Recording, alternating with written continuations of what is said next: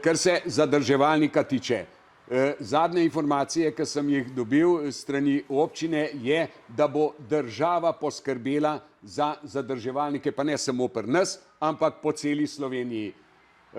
Ja, jaz bi bil za to, samo če nam država zagotovi, da bo to v letu ali pa najmanj 2 letih.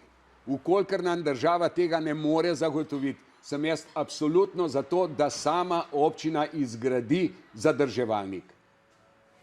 Jaz bi takoj pristopil k izgradnji zadrževalnika, ker nimamo nikjer ovir, vsa zemljišča so v lasti občine in tudi že vsa potrebna zemlja je, ker se jo še rab za dograditev te brane, je že na deponiji.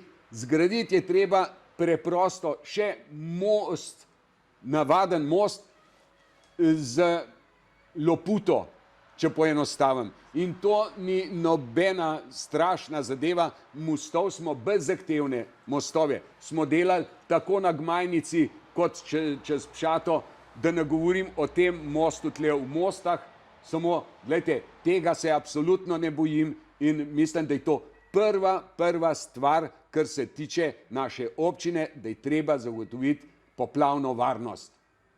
In se mi zdi, da je to prioriteta. Normalno pa, da se vzporedno lahko dela, da ne bi kdo zdaj na šolo pa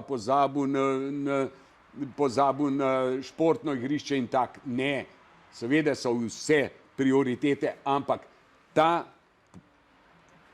varnost poplavna se more takoj pričeti izvajati in to mislim, da je res številka 1 v naši občini.